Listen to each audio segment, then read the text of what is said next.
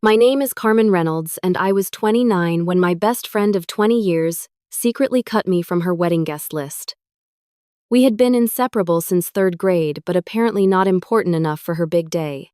The rejection stung deeper than I could have imagined. Instead of wallowing, I booked a spontaneous vacation to a remote beach resort. Little did I know that while I was finding peace in paradise, her elaborate wedding was imploding spectacularly. My phone, purposely set on airplane mode, missed the frantic calls from my entire family as the drama unfolded. If you are watching this from somewhere you once escaped to when life got tough, drop a comment below. Before I tell you how my so-called best friend betrayed me, hit that like button and subscribe. Olivia Wallace and I met in third grade at Pinewood Elementary. She was the new girl with perfectly braided hair and expensive shoes that the other kids immediately targeted. During lunch on her first day, Bethany Miller knocked Olivia's tray out of her hands, sending spaghetti all over her white blouse. While everyone laughed, I walked over, helped her up, and gave her my jacket to cover the stain. That simple act of kindness formed the foundation of what would become 20 years of friendship. We became inseparable almost immediately. Our favorite spot was a small clearing in the woods behind my house, where we built a makeshift fort using fallen branches and old blankets. We spent countless afternoons there, sharing secrets and making plans for our futures. On her 10th birthday, Olivia gave me a handmade friendship bracelet with our initials woven into the pattern. I wore mine until it literally fell apart 5 years later. The teenage years only strengthened our bond. When Tommy Sanders asked me to the 8th grade dance and then stood me up, Olivia spent the night at my house with ice cream and movies, assuring me that any boy who would do that was not worth my tears. 2 years later, I returned the favor when her parents announced their divorce. She showed up at my door at midnight, eyes swollen from crying, and stayed for a week while her parents sorted out the initial arrangements. Even then, there were subtle signs of Olivia's insecurities. She constantly compared herself to the popular girls, wondering why her hair was not as shiny or her clothes not as trendy. I always reminded her that she was beautiful just as she was, but the reassurance never seemed to fully sink in. She would scrutinize herself in mirrors, pinching at imaginary fat on her slender frame, or lamenting her perfectly normal features. My parents always described me as grounded. I never cared much about impressing others or climbing social ladders.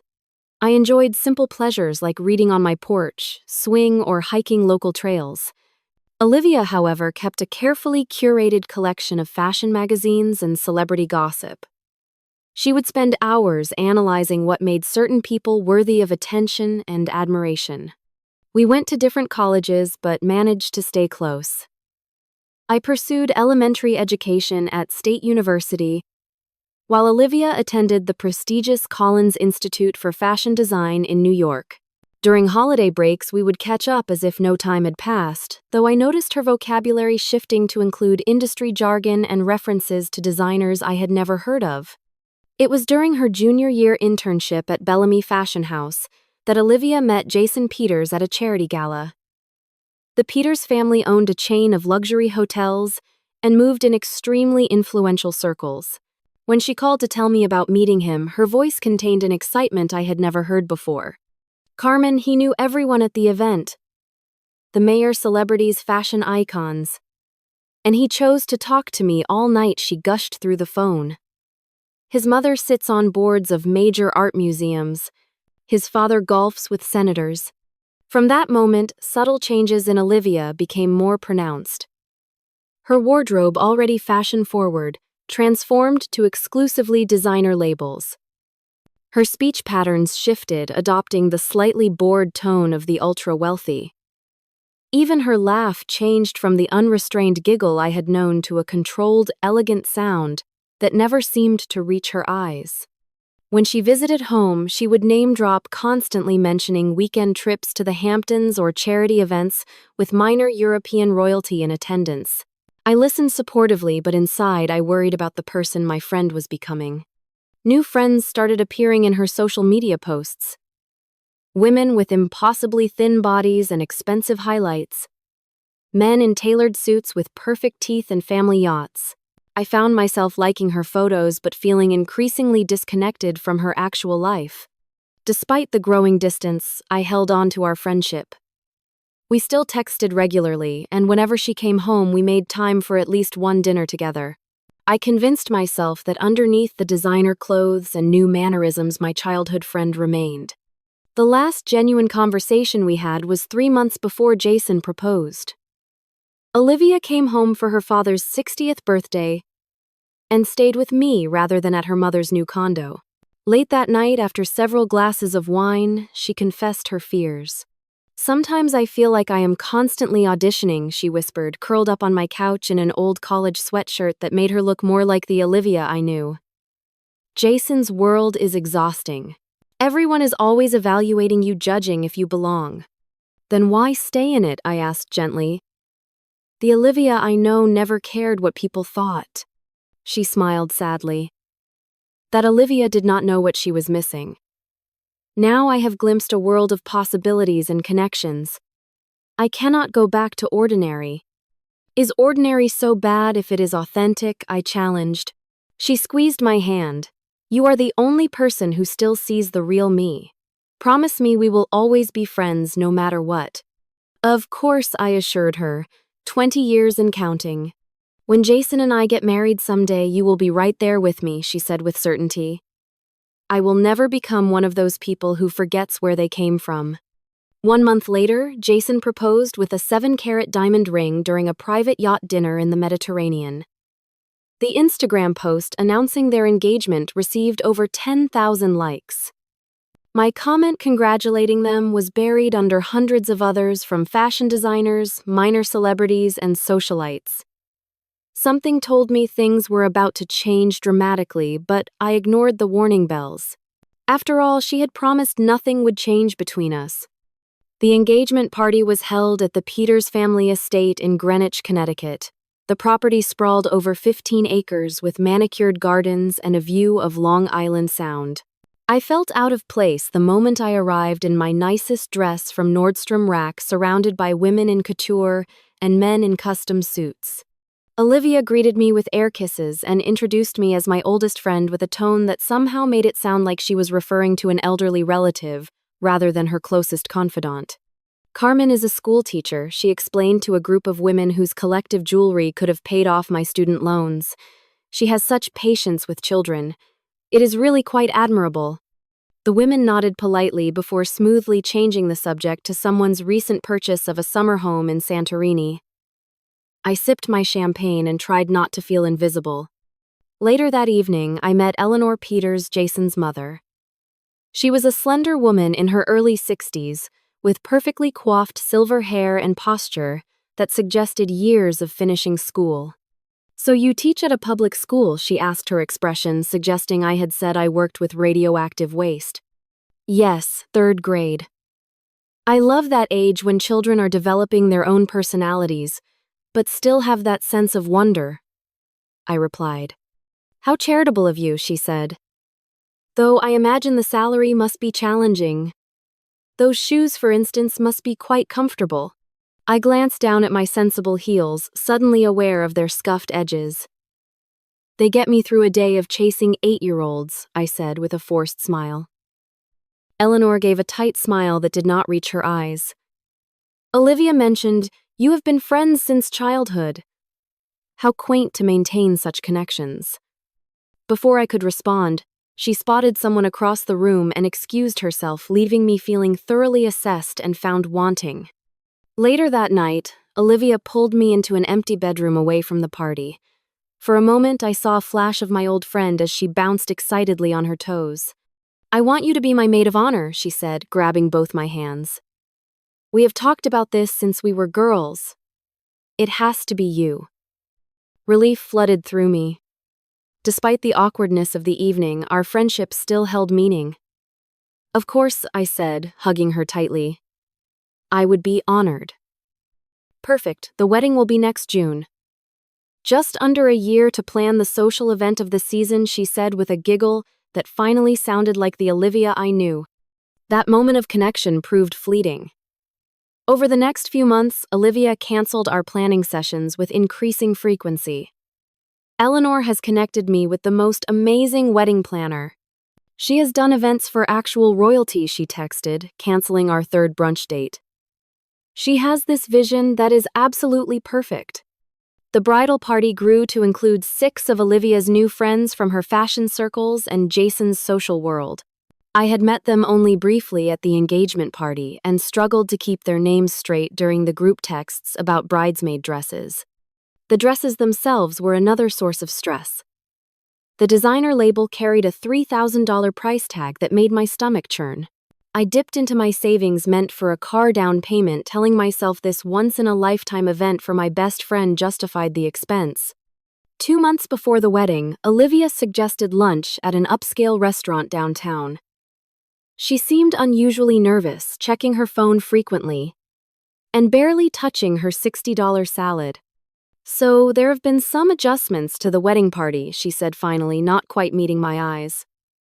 Eleanor feels strongly that the aesthetic needs to be more uniform. What does that mean, I asked, though a sinking feeling told me exactly what was coming. Just some minor tweaks to create visual harmony, she said vaguely. The Peters family has certain expectations for events of this caliber. She changed the subject before I could press further, asking about my parents and commenting on the restaurant decor. We parted with a quick hug and promises to finalize details soon. 3 days later, my phone rang. It was Danielle Whitman, a mutual friend from high school who had been added to the bridal party after her father invested in one of Jason's hotel developments. Have you talked to Olivia? She asked, her voice cautious.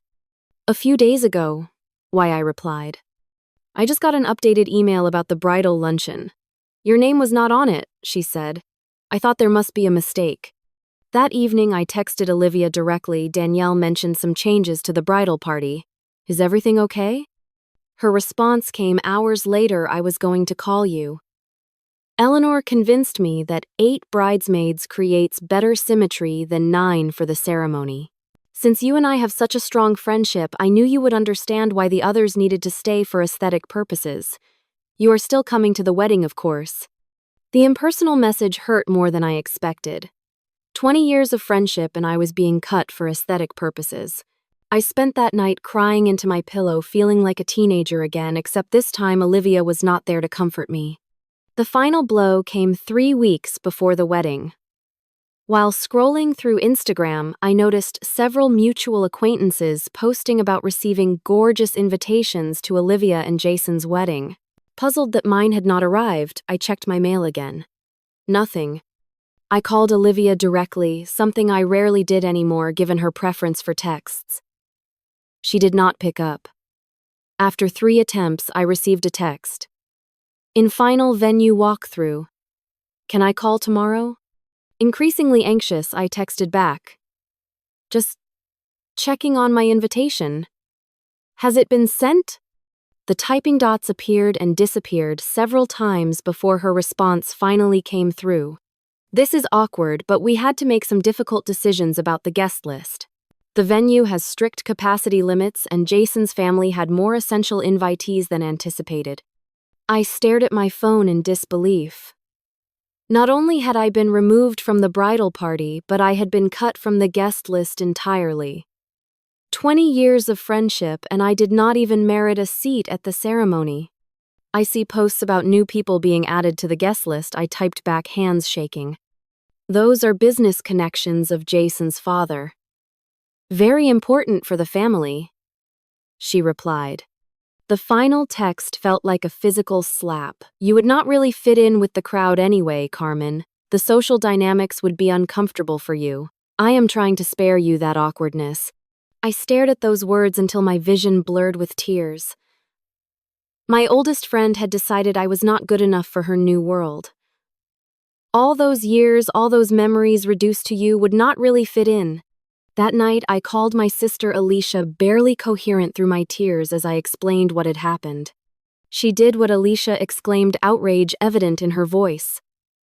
After you spent $3,000 on a bridesmaid dress, you will never wear.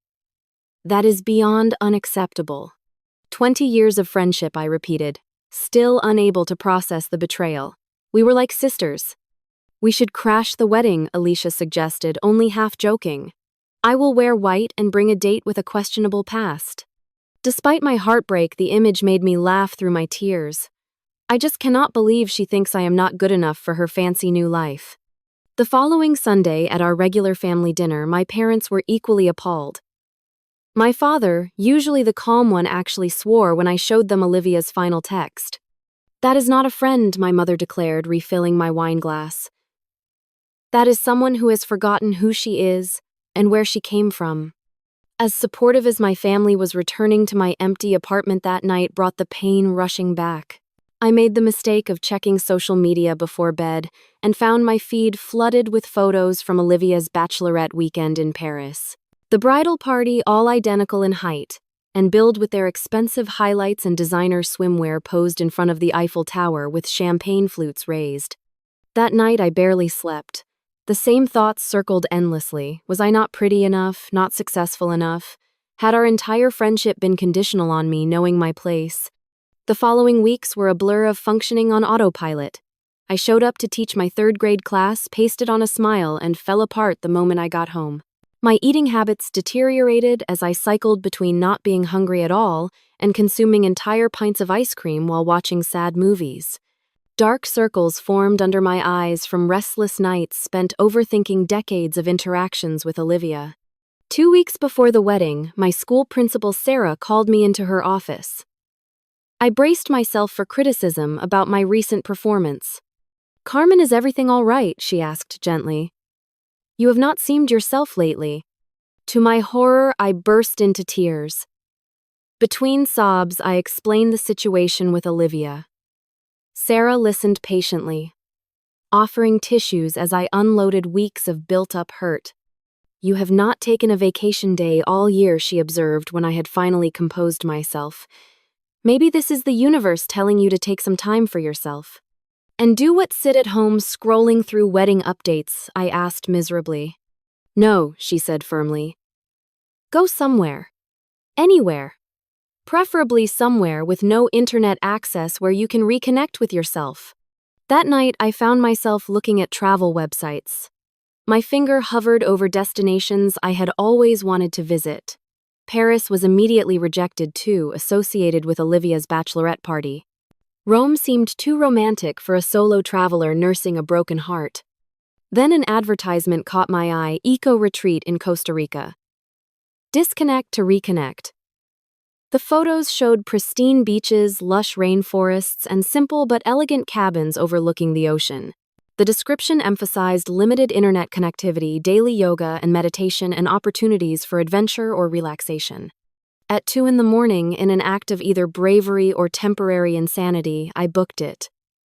7 days at Playa Serena Eco Resort, departing the day before Olivia's wedding. The cost depleted most of my savings, but as I clicked confirm, I felt the first stirring of excitement in weeks. The next morning, I requested my vacation days, which Sarah approved immediately with a supportive smile. "This is exactly what you need," she assured me. I spent the next week preparing for my trip instead of obsessing over the wedding. I bought new swimsuits, hiking sandals, and biodegradable sunscreen. I researched Costa Rican wildlife and practiced basic Spanish phrases. Each purchase, each preparation felt like an act of reclaiming my story. When I told my family about my impulsive trip, reactions were mixed. Alicia high-fived me and demanded daily photos of hot Costa Rican tour guides. My father immediately checked the resort's safety ratings and seemed satisfied with what he found. My mother, however, was concerned.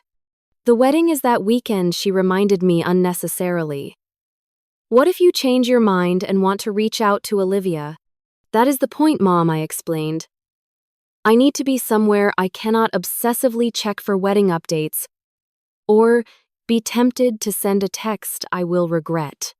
"But we will not be able to reach you easily," she pressed, maternal worry evident in her frown. "I will check in," I promised.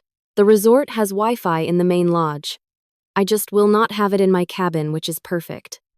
The morning of my departure arrived with a strange mix of emotions.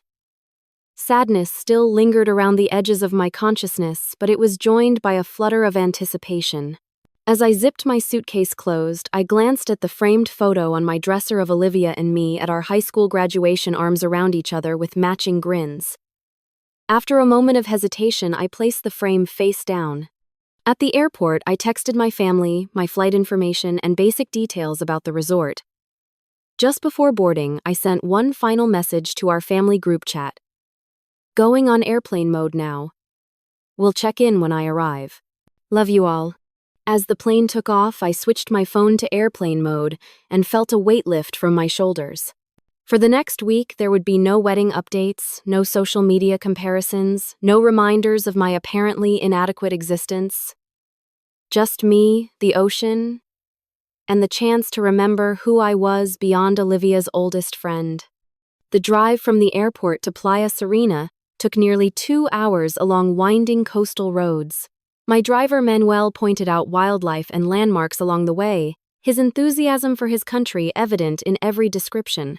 By the time we turned onto the unpaved road leading to the resort, the sun was beginning to set, casting the rainforest in golden light. The resort itself exceeded the website photos. A collection of 20 wooden cabins nestled between dense jungle and pristine beach, connected by stone pathways lit with solar-powered lanterns. The main lodge was an open-air structure with exposed beams and comfortable seating areas scattered throughout. "Welcome to Playa." Serena greeted Lucia, the resort manager, as she handed me a fresh coconut with a straw. "Your journey was good, yes." "It was perfect," I replied, sipping the sweet coconut water. "Thank you. You look tired," she observed kindly. "Not just from travel. From here," she added, touching her heart. Something about her gentle perception broke through my carefully maintained composure. My eyes filled with tears that I quickly tried to blink away. "It is okay," she said. "Many come here carrying burdens. The ocean has a way of washing them clean." After completing check-in, Lucia personally walked me to my cabin, the furthest one from the main lodge, perched on a small hill overlooking the water. "Our most private accommodation," she explained, "perfect for reflection." The cabin was simple but beautiful. A comfortable bed draped with mosquito netting faced floor-to-ceiling windows that opened to a private deck with a hammock. The bathroom featured an indoor-outdoor shower with plants growing around natural stone. "Dinner is served until 9, Lucia informed me. "Or I can have something brought to you, if you prefer to rest." "I think I will stay here tonight," I said already, imagining myself in that hammock with the sound of waves below. "Very good." Breakfast begins at 6. The yoga class at 7 is excellent for releasing what no longer serves you. After she left, I unpacked quickly, then settled into the hammock as darkness fell. The sounds of the jungle created a symphony around me as stars appeared in astonishing numbers overhead. Without light pollution, the night sky revealed its full glory. Then, alone with my thoughts for the first time in truly peaceful surroundings, I began to cry. Not the controlled tears I had allowed myself at home, but deep, body-shaking sobs that seemed to come from my very core. I cried for the friendship I had lost, for the betrayal that cut deeper than I could have imagined, and for the insecurity that had plagued me since reading that text. "You would not really fit in." I cried until my throat was raw and my eyes swollen until there seemed to be no tears left. Exhausted, I fell asleep in the hammock, lulled by the distant sound of waves breaking on the shore. Morning arrived with golden light filtering through the trees and the calls of unfamiliar birds. My body ached from a night in the hammock, but my mind felt lighter, as if the previous night's tears had washed away some of the heaviness I had been carrying. Taking Lucia's advice, I made my way to the yoga platform for the 7 o'clock class. About a dozen other guests were already rolling out mats when I arrived. The instructor, Elena, a serene woman with silver-streaked black hair, welcomed me with a warm smile. "We begin today by setting an intention," she said once everyone was settled. "Close your eyes and consider what you wish to release and what you wish to invite in." As I closed my eyes, Olivia's face appeared in my mind. 20 years of memories, good and bad, flashed behind my eyelids. "Notice what arises without judgment," Elena continued, her voice soothing. Acknowledge any discomfort, any pain, and breathe into it. Then imagine it dissolving with each exhale, making space for new energy. The yoga session challenged my body in ways that demanded full attention, temporarily freeing me from the thought loops that had dominated recent weeks. By the final relaxation pose, a sense of calm had replaced the raw emotion of the previous night. The people who are meant to journey with us will stay without being forced, Elena said as we rolled up our mats. Those who leave make space for new connections that serve our highest good. Her words followed me to breakfast, where I sat alone on the terrace overlooking the ocean. The fresh tropical fruit and local coffee tasted better than anything I had eaten in weeks, my appetite finally returning after days of emotional eating or not eating at all. "First time in Costa Rica?" asked an older woman who approached my table with her husband. "Yes," I replied automatically, tensing at the intrusion into my solitude. "Mind if we join you? I am Margaret, and this is my husband, Robert." Something about their kind faces made it impossible to refuse. They settled across from me, and Margaret studied me with gentle curiosity. "Forgive me for saying so, but you have the look of someone nursing a broken heart," she observed. Under normal circumstances, I would have deflected such a personal observation from a stranger. But something about this place, about being thousands of miles from home, loosened my usual guards. "Not romantic," I clarified. "Friendship. My best friend of 20 years decided I was not good enough for her wedding." Robert shook his head. "That is no friend at all." Margaret reached across the table and patted my hand. "Robert and I are celebrating 40 years of marriage this trip. Want to know the secret to lasting relationships of any kind?" I nodded, curious despite myself. "Choosing each other again and again, especially when it is difficult," she said. "Anyone who stops choosing you when something shinier comes along never truly chose you in the first place." That afternoon, I signed up for a waterfall hike, needing physical activity to process my thoughts. Our guide, Sophia, led 6 of us through dense rainforest trails, pointing out wildlife and explaining the ecosystem with infectious enthusiasm. At the base of a stunning 60-foot waterfall, the group scattered to swim or take photos. Sophia sat beside me on a sun-warmed rock. "You are traveling alone?" she asked. "Yes." Needed to clear my head. She nodded understandingly. "I once had a best friend who betrayed me with my boyfriend. The pain was very bad." "How did you get past it?" I asked, surprised by the parallel. "Time, distance, forgiveness eventually. Not for her, but for me." Sophia skimmed her fingers through the crystal clear water. "The anger was poisoning only me, you understand. She was living her life while I was stuck." "That makes sense," I said slowly. "I am just not sure how to let go."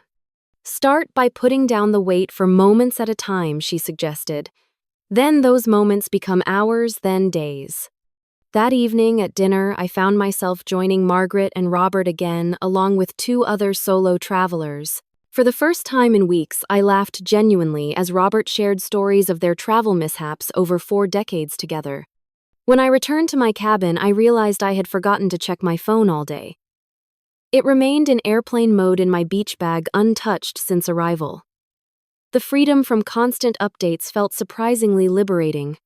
The next morning, I had planned to use the main lodge Wi-Fi to check in with my family as promised. But as I walked toward the lodge, I noticed a sign advertising a boat trip to a nearby cove known for sea turtles.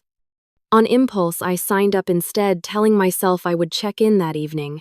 The boat trip extended into a picnic lunch on a deserted beach, followed by snorkeling in crystal-clear waters where colorful fish darted around my fingertips. By sunset, I was enjoying dinner with my new friends, my phone forgotten once again. That night, watching the sunset from my private deck, a profound realization washed over me. My worth was not determined by Olivia's assessment. It was not diminished by her rejection or validated by her acceptance. For too long, I had measured my value through the prism of our friendship, allowing her growing distance to make me question myself. In the golden light of the Costa Rican sunset, surrounded by the beauty of nature and the kindness of strangers who had become friends in days, I felt something shift within me. The pain did not vanish, but it transformed, becoming less about what I had lost and more about what I could now find. That night, I dreamed of Olivia in her wedding dress, standing at the edge of the ocean. In the dream, she stepped into the water, her elaborate gown billowing around her as she waded deeper. I called out to her, but she kept walking until the water closed over her head. I woke with a start, my heart racing, a strange sense of foreboding clinging to me despite the peaceful morning light filtering through my windows. Shaking off the unsettling dream, I made a spontaneous decision. I would extend my stay by 3 days.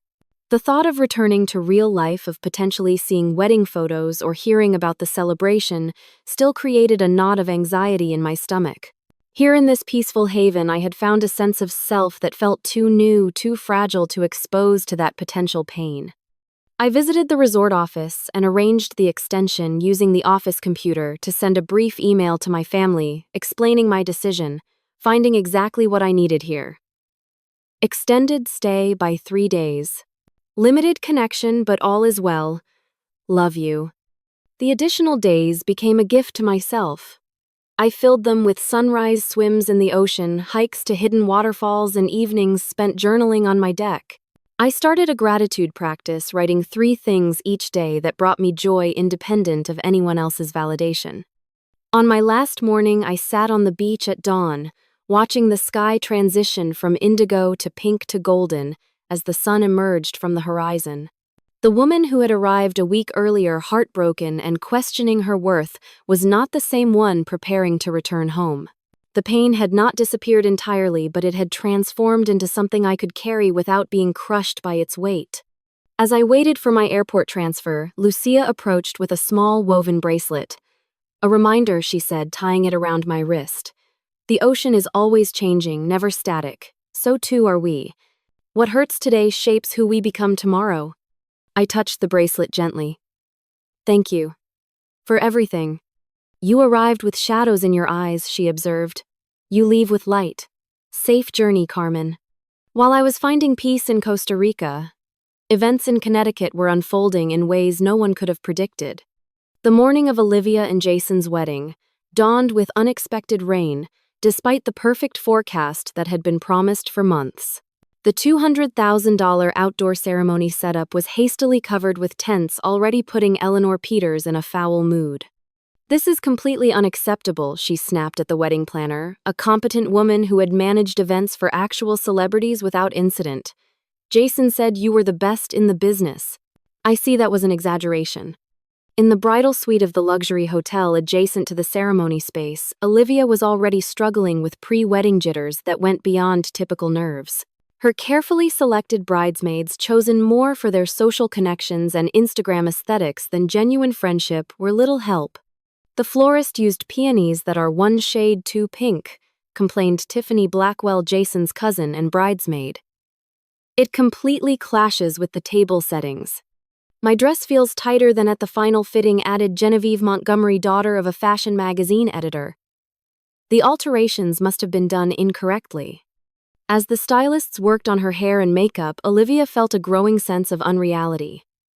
These women surrounding her were practically strangers, yet they were standing in for the lifelong friend she had discarded. Eleanor swept into the bridal suite in a cloud of expensive perfume. The ceremony needs to be moved entirely indoors, she announced. I have already instructed the planners to rearrange the ballroom, but we designed everything for an outdoor sunset ceremony, Olivia protested weakly. All the details were planned for natural light. Well, that is clearly not happening, Eleanor replied dismissively. I have selected new floral arrangements that will better suit the ballroom aesthetic. You changed the flowers without asking me, Olivia's voice rose slightly. Eleanor fixed her with a cool stare. Darling, this event reflects on the Peters family name. We cannot have wilting garden flowers in Instagram photos. The arrangements I selected cost $12,000 each. You should be thanking me. Before Olivia could respond, her phone chimed with a text from Jason running late. Slight hangover from last night. Start photos without me. The groomsmen had taken Jason to an exclusive club the previous night, extending what was supposed to be a reasonable dinner into an all-night celebration that ended at 5 in the morning. When Jason finally arrived for pre-ceremony photos, his eyes were bloodshot behind designer sunglasses, and he swayed slightly when he walked. "You have been drinking already," Olivia hissed when they had a moment alone. "Hair of the dog," he replied with a careless shrug. "Only way to get through this circus my mother has created." "This circus is our wedding," she reminded him, hurt evident in her voice. He removed his sunglasses, revealing eyes that held more irritation than affection. "Let us be honest, Olivia. This stopped being about us months ago. This is a Peters family. Social obligation. Nothing more." While the photographer attempted to capture romantic moments between the visibly tense couple, Olivia's parents arrived and were immediately sidelined by Eleanor's staff. "The immediate family seating has been rearranged," an assistant informed them coolly. "The Peters family will occupy the first 2 rows with Wallace family in the 3rd row." Thomas Wallace, who had worked overtime for months to contribute to his only daughter's wedding, felt his face flush with anger. "That is unacceptable. We are the bride's parents." "Take it up with Mrs. Peters," the assistant replied before hurrying away. Inside the bridal suite, Olivia was finally alone, the makeup artists and bridesmaids having left to take their positions for the ceremony scheduled to begin in 20 minutes. She checked her phone out of habit, hoping for a message from Carmen, some miracle of forgiveness that would bring her oldest friend back to her side when she needed her most. There was nothing, of course. Only a text from Jason: "Need to speak with you before ceremony. Meet me in the library." Gathering her massive skirts, Olivia made her way to the hotel's wood-paneled library. She found Jason typing furiously on his phone, barely looking up when she entered. "What is so important?" she asked, anxiety making her voice sharper than intended. "Just confirming you signed the updated prenup my father sent over," he said, still focused on his screen. "What updated prenup? I signed the papers last month." Jason finally looked up, annoyance clear in his expression. "The addendum. My father had his lawyers add a few clauses about family property and future inheritances. Nothing major." "I never received any addendum," Olivia said, confusion turning to alarm. "Why would they send something new days before the wedding, without telling me?" Jason sighed as if dealing with a difficult child. "Probably because they knew you would overreact exactly as you are doing now. It just clarifies that Peters family properties remain Peters family assets regardless of marriage duration.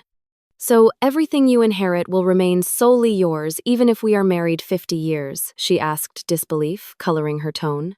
"That is how family trusts work, Olivia," he replied condescendingly. "I thought you understood this. It is how people in our circle operate." The phrase "our circle" hit her like a physical blow, a reminder that she was still considered an outsider despite months of trying to belong. "Were you just texting your ex-girlfriend?" she asked suddenly, having glimpsed a familiar name on his screen. Jason's expression darkened. "Do not start this again. Courtney and I have business connections through her father's investment firm. Business that requires texting her minutes before our wedding ceremony. This is exactly why the prenup is necessary," he snapped. "This emotional instability whenever I maintain professional relationships." As they argued, Eleanor entered the library, her face tight with disapproval. "The guests are seated. What are you two doing hiding in here?" "Jason just informed me of a prenup addendum I never received," Olivia said, turning to her future mother-in-law. "Of course there is an addendum," Eleanor replied smoothly. "The original agreement was far too generous. My husband simply protected our family interests as is prudent."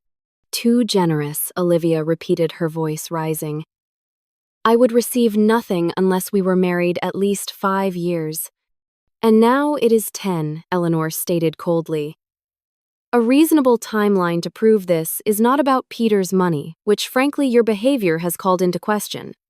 Jason checked his watch impatiently. "Can we discuss this later? 300 people are waiting. 300 of your family's connections," Olivia said quietly. "I was not even allowed to invite my oldest friend." That public school teacher, Eleanor scoffed. "Really, Olivia, she would have been completely out of her depth. We did her a favor." Something snapped inside Olivia at those words. Her name is Carmen. She has been my friend for 20 years, and she was the only person who ever loved me for exactly who I am."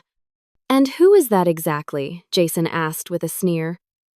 "Because the woman I proposed to understood her role in this family. She did not question business decisions or create scenes minutes before major social events."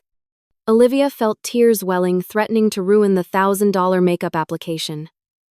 "I do not even recognize myself anymore," she whispered. "Pull yourself together," Eleanor hissed. "You are about to become a Peters. Act like one." "Your makeup is already ruined," Jason observed coldly. "You should fix that before the ceremony. You look terrible." That casual cruelty, delivered in front of his mother, who nodded in agreement, was the final revelation Olivia needed. This was the man she was about to promise her life to. This was the family she had sacrificed everything to join. The library door opened again, and Thomas Wallace entered, concern evident on his face. "Olivia, is everything all right? The ceremony was supposed to start 10 minutes ago." "Everything is fine, Mr. Wallace," Eleanor said dismissively. "Just some last-minute bridal nerves." Thomas looked at his daughter's tear-streaked face and reddening eyes. "This does not look fine to me," he said firmly. "Olivia, what is going on?" "Nothing, Dad," she began, automatically, the reflex to smooth things over still strong. Then she stopped, really looking at her father's worried expression. "Actually, no, everything is not fine." "We do not have time for this," Jason muttered, reaching for his phone again. Thomas stepped forward protectively. "Make time. That is my daughter in a $3,000 dress that her mother and I helped pay for. If she says something is wrong, then something is wrong." Eleanor drew herself up to her full height. "Mr. Wallace, I understand you contributed what you could to this event, but let us be clear about who is financing the majority of this wedding. Let us be clear about whose daughter is being treated poorly minutes before she walks down the aisle," Thomas countered, surprising everyone with his firmness. Olivia looked between her father and the Peters, suddenly seeing with painful clarity the dynamic she was about to legally bind herself to for life. "I want to call Carmen," she said suddenly. "Who?" Eleanor asked. "Carmen. My best friend. The one you made me cut from the wedding because she was not good enough for your precious guest list." "That is absurd," Eleanor scoffed. "You said yourself she would not fit in with this crowd." "No," Olivia corrected, strength returning to her voice. "You said that. I repeated it because I was so desperate to please you. To belong in your world." "Olivia," Jason said warningly. "Think very carefully about what you are doing right now." She turned to him, seeing for the first time the coldness that had always been there in his eyes. "I have been thinking carefully for months. So carefully that I lost myself completely. I even lost Carmen, the one person who has always been there for me. If you walk out that door," Eleanor threatened, "you can forget about becoming part of this family." Olivia looked at the woman who had controlled and criticized her for months, then at the man who had just revealed his true character in the cruelest way, and finally at her father, who stood ready to support whatever decision she made. "I already have a family," she said quietly. Then, gathering her enormous skirts, she walked out of the library with her father close behind. What followed would become social media legend in certain circles. Thomas Wallace, displaying unexpected backbone, stood before 300 expensively dressed guests and announced that the wedding would not be taking place. Eleanor Peters fainted dramatically. Jason stormed out a side entrance, already texting his ex-girlfriend before the murmuring crowd had dispersed. As news spread through text messages and social media, the hashtag number Peters Wedding Disaster began trending locally. Guests posted surreptitious videos of Eleanor being revived with smelling salts of Jason's groomsmen, drunkenly arguing with catering staff of flowers being hastily removed from centerpieces by cost-conscious relatives. And throughout the chaos, Olivia sat in a hotel room with her parents, repeatedly trying to call the one person she desperately needed but could not reach. Carmen's phone went straight to voicemail, her texts remained undelivered, and emails went unanswered. As evening fell on what should have been their wedding night, the Wallace and Peters families were on separate private jets, one headed back to their modest home with a daughter who had narrowly escaped a lifetime of misery, the other took their multiple properties with a social embarrassment they would spend months trying to minimize through strategic donations and carefully worded press releases. And all the while, Carmen's family was frantically trying to reach her with updates on the wedding disaster, their messages piling up unread on a phone that remained in airplane mode on a bedside table in Costa Rica. My final morning in Costa Rica was bittersweet. I took one last sunrise swim in the ocean, savoring the weightless feeling of floating in crystal clear water. After breakfast with Margaret and Robert, who had become surrogate grandparents during my stay, I reluctantly checked out of my cabin and waited for my airport transfer. "Remember what we talked about," Margaret said, hugging me goodbye. "Your worth is inherent. It does not depend on anyone else's ability to see it." The journey home felt surreal after the peaceful bubble of Playa Serena. Each airport brought me closer to reality, to potentially seeing social media updates about the wedding I had been excluded from. By the time my final flight landed, anxiety had begun to creep back and undermining the sense of peace I had cultivated. In the taxi line, I finally turned off airplane mode on my phone, bracing myself for whatever notifications might appear. The device immediately began buzzing frantically, lighting up with an overwhelming stream of alerts that continued for nearly a full minute. 47 missed calls, 68 text messages, 12 voicemails, over 100 email notifications. My first thought was that something terrible had happened to a family member. Heart racing. I scrolled through the notifications to see that most of the missed calls were from my parents and Alicia, along with several from numbers I did not recognize. The first text message that caught my eye was from Alicia, sent the day of the wedding. "OMG, the wedding exploded, call me." Confused, I opened my voicemail and played the first message from my mother, "Carmen, honey, call as soon as you get this. Something happened with Olivia's wedding. Just call us." Each subsequent message increased in urgency. My father, typically brief in communications: "Sweetheart, when you get this, please call immediately. Everyone is trying to reach you." Most surprising was a voicemail from Mrs. Wallace, Olivia's mother, Carmen. "This is Diana Wallace. I know you and Olivia have had a falling out, but she needs you right now. Please call when you can." As the taxi inched forward in the airport traffic, I scrolled through texts that painted an increasingly clear picture. The wedding had not just been postponed or altered. It had completely fallen apart in spectacular fashion. From Alicia, "Jason is a total creep. Tried to make her sign new prenup at the ceremony." From my mother, Diana says, "Olivia has been asking for you nonstop. They cannot reach you either." From my father, "Wedding called off. Olivia stood up to that horrible family. Proud of her." From a number I did not recognize. "Hi Carmen, this is Thomas Wallace. Olivia gave me your number. Please call when you can. She really needs her friend right now." By the time I reached my apartment building, I had pieced together the broad strokes, but was still missing critical details. The wedding had been canceled at the last minute. Jason and his family had shown their true colors. Olivia had stood her ground, and everyone had been trying desperately to reach me during my self-imposed communication blackout. I paid the taxi driver and wheeled my suitcase into the lobby, mind still reeling from the unexpected development. As the elevator doors opened on my floor, I was surprised to see Alicia sitting outside my apartment door, scrolling through her phone. "You are finally back," she exclaimed, jumping up to hug me. "We have been going crazy trying to reach you."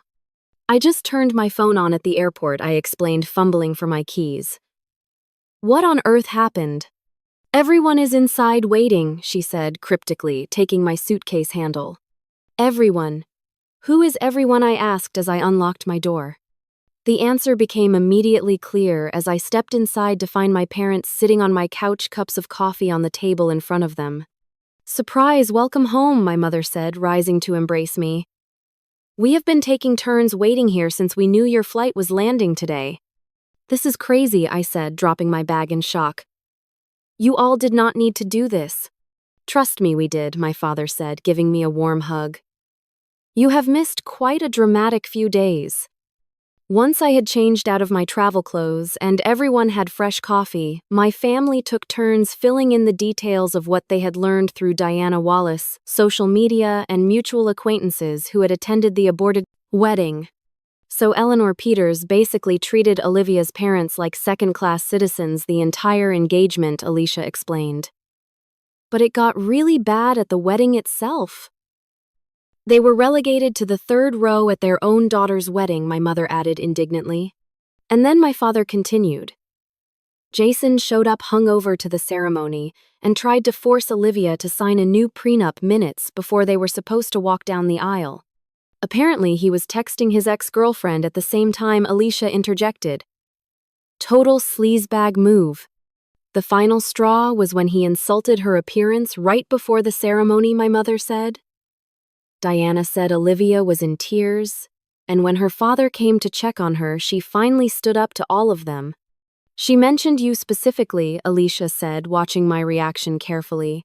Diana told Mom that Olivia said cutting you from the wedding was her biggest regret, that you were the only person who ever loved her for exactly who she was.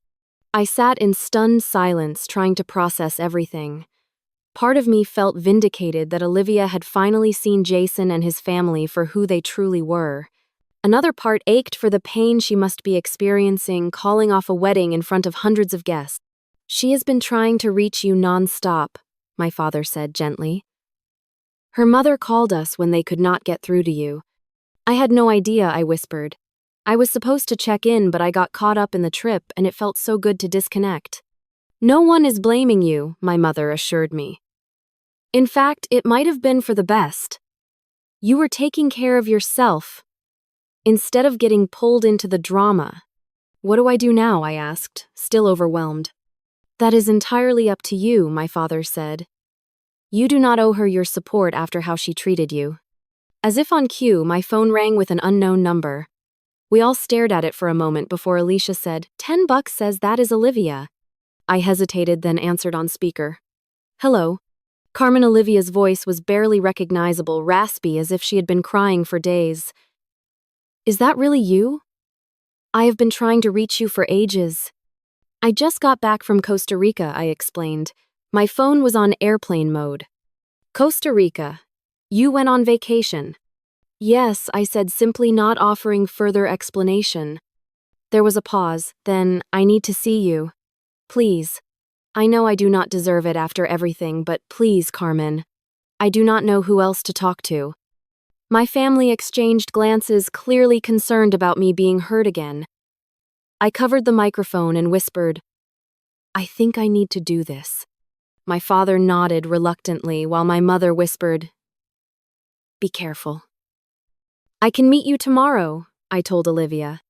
The cafe on Maple Street at 11. I will be there, she said, relief evident in her voice. Thank you, Carmen. Thank you so much. After we hung up, Alicia fixed me with a serious look. Are you sure about this? She dropped you like yesterday's trash when you did not fit her fancy new image. I know, I acknowledged. But something tells me I need to hear what she has to say. After that, I can decide whether there is anything worth salvaging. That night, after my family finally left, I unpacked my suitcase and found the small woven bracelet Lucia had given me. The ocean is always changing, never static. So too are we. The coincidence of Olivia's wedding imploding while I was finding peace by the ocean seemed almost too perfect to be random. Perhaps the universe did work in mysterious ways after all. The next morning, I arrived at the cafe 15 minutes early, selecting a quiet table in the corner away from other patrons. I ordered a cappuccino and tried to calm my racing thoughts, unsure what to expect from this meeting. When Olivia walked in, I almost did not recognize her. Gone were the designer clothes, perfect makeup, and carefully styled hair that had become her uniform during the engagement. Instead, she wore simple jeans, a plain sweater, and her natural curls that I had not seen in years. Her eyes were red-rimmed and puffy with dark circles that even concealer could not hide. She spotted me and froze momentarily as if gathering courage before walking over. I stood awkwardly. neither of us quite sure if we should hug or shake hands or simply nod in acknowledgement of our complicated history. "Thank you for coming," she said, finally sliding into the chair across from me. "I would not have blamed you if you had refused." "I almost did," I admitted. "My family thinks I am crazy for being here." She winced visibly at that. "They hate me now, do not. They are protective," I corrected. "You hurt me, Olivia. Deeply." Tears immediately filled her eyes. "I know. I do not even know where to begin apologizing. What I did was unforgivable." The server approached, and Olivia ordered a simple tea, her hands trembling slightly as she handed back the menu. When we were alone again, she took a deep breath. "I got completely lost, Carmen. I became someone I do not recognize and treated the people who truly cared about me like they were disposable." Her voice cracked on the last word. "Especially you." "Why?" I asked, simply. The question I had been turning over in my mind for months. 20 years of friendship, and suddenly, I was not good enough. "It was never about you not being good enough," she said, wiping away tears. "It was about me feeling like I was not good enough." Jason's world was so intimidating, so perfect on the surface. His mother made it clear from day one that everything about me needed improvement. My clothes, my friends, my background, my career aspirations. "And you believed her," I stated rather than asked. "I wanted to belong so badly," she confessed. Every time I made a change, she suggested I received approval inclusion. It became addictive. She would hint that certain friends did not enhance my image and I would distance myself from them. She would suggest certain social connections were important and I would pursue them relentlessly. "Until you cut me out completely." Olivia's face crumpled. "She never said it directly about you, but she would make these comments. About your job, your clothes, your lack of connections, how it reflected on me to have a simple best friend." She made air quotes around the word. I justified it by telling myself it was just for the wedding, that we would reconnect afterward. "That still does not explain why you cut me from the guest list entirely." I pointed out the hurt still fresh, despite my week of healing. Jason's father added 20 business associates at the last minute. Eleanor said someone had to go and she suggested. Olivia trailed off, clearly ashamed. Me, I finished for her. I tried to protest, but by then I had spent so long deferring to her judgment that I did not know how to stand up to her anymore. She looked down at her untouched tea. "The worst part is that I knew how much it would hurt you, and I did it anyway. I convinced myself it was a necessary sacrifice for my new life." "What happened at the wedding?" I asked, changing the subject slightly. "I have heard pieces from my family, but I want your version." Olivia recounted the events of that day in painful detail. The controlling behavior from Eleanor Jason's drunken arrival, the prenup ambush, and finally his cruel comment about her appearance that had broken through her carefully constructed illusion. When he said I looked terrible right in front of his mother, who nodded in agreement, something just snapped inside me, she explained. I suddenly saw with perfect clarity what my life would be like with him. Years of criticism, of never being good enough, of being molded into someone I did not recognize. "So you walked away," I said, a hint of admiration creeping into my voice despite myself. "I asked for you," she admitted quietly. "In that moment, standing there in that ridiculous $20,000 dress, all I wanted was to talk to you. To have you tell me what to do, like when we were kids and I was too scared to stand up for myself. But you were not there because I had thrown away our friendship for people who never truly cared about me." We sat in silence for a moment, the weight of her words settling between us. "Where did you go?" she asked finally. "Your mother said Costa Rica, but that is all she knew." I told her about my impulsive trip, about the eco-resort and the healing I had found there. As I described disconnecting from technology and reconnecting with myself, I could see recognition in her eyes. "That sounds exactly like what I need right now," she said wistfully. "Somewhere to figure out who I actually am after months of being who everyone else wanted me to be." "It helped me realize something important," I said. My worth is not determined by your assessment of me. It is not diminished by your rejection or validated by your acceptance. She flinched at the directness but nodded. You always knew who you were. I envied that about you even while I was being swept up in the Peters world. You never compromised your values for approval. I almost did, I admitted. When you first started pulling away, I considered changing myself. Buying clothes I could not afford, pretending to be interested in things I did not care about. Anything to keep my place in your life. I am so glad you did not, she said fervently. At least one of us remained authentic. What will you do now? I asked. Start over, she said with a small shrug. I moved back in with my mom temporarily. I am reapplying to finish my design degree, the one I abandoned, when Jason suggested I focus on being a proper Peters wife instead. And the social fallout. Brutal, she admitted. The hashtag was trending locally for days. Eleanor has been telling everyone I had a mental breakdown. Jason is already dating his ex-girlfriend again, making it pretty clear that was happening all along. Despite everything, I felt a surge of protectiveness. That is terrible. The worst part was facing everyone's judgment alone, she said. I kept calling you, hoping you would pick up and help me figure out how to handle it all. You always knew exactly what to say in difficult situations. Her vulnerability in that moment touched something in me. The woman sitting across from me was not the polished, distant person who had cut me from her wedding. She was the girl I had known for 20 years, finally finding her way back to herself through painful circumstances. I cannot just pick up where we left off, I said carefully. Too much has happened. I know, she said quickly. I would never expect that. I just hoped maybe we could start rebuilding slowly. New boundaries. New expectations. I miss my best friend, but I understand if that relationship cannot be salvaged. I considered her words, thinking of what Sophia had told me at the waterfall in Costa Rica. Time. Distance. Forgiveness eventually. Not for her, but for me. I think I said slowly that we could try a new kind of friendship. Not what we had before, but something that honors the history while acknowledging what happened. The relief on her face was palpable. That is more than I deserve, but I would like that very much. Over the next few weeks, Olivia and I cautiously rebuilt a connection.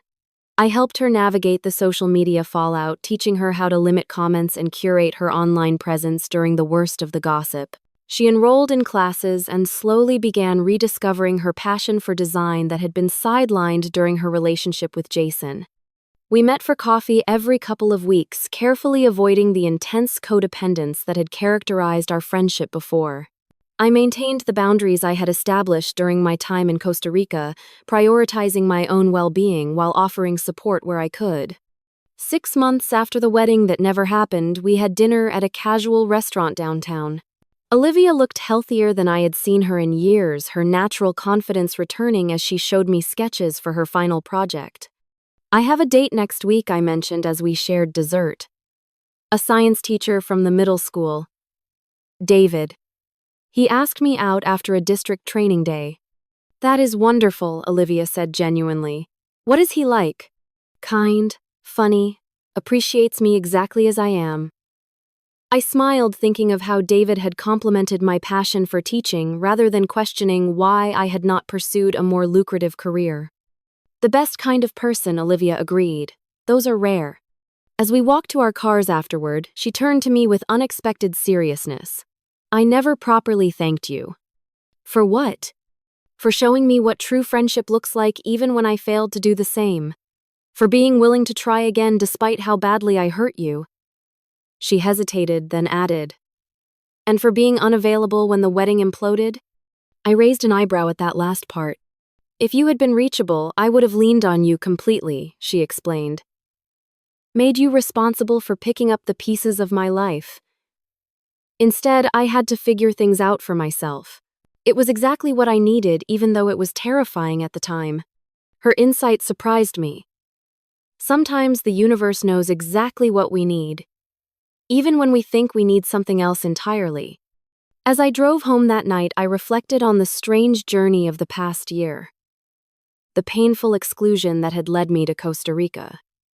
The peace I had found there while chaos erupted back home. The new, healthier relationship that had emerged from the ashes of betrayal. The wedding disaster that had seemed like the end of the world had actually been the beginning of something better for both of us. Olivia had found the strength to be authentic again. I had discovered my worth existed independently of others' validation. And somewhere along the way, forgiveness had transformed from an impossible ideal to a healing reality. Life rarely unfolds as we expect. Sometimes the most painful rejections lead to unexpected growth. Sometimes we have to get lost to find ourselves. And sometimes the detours turn out to be exactly where we were meant to go all along. Have you ever had a friendship that needed to break before it could become healthier, or experienced a painful rejection that ultimately led you somewhere better? Share your story in the comments below. If this resonated with you, please hit that like button and subscribe for more stories about finding strength through life's unexpected challenges. And remember, your worth is inherent. It does not depend on anyone else's ability to see it. Thank you for listening, and until next time, trust the journey even when the path seems unclear.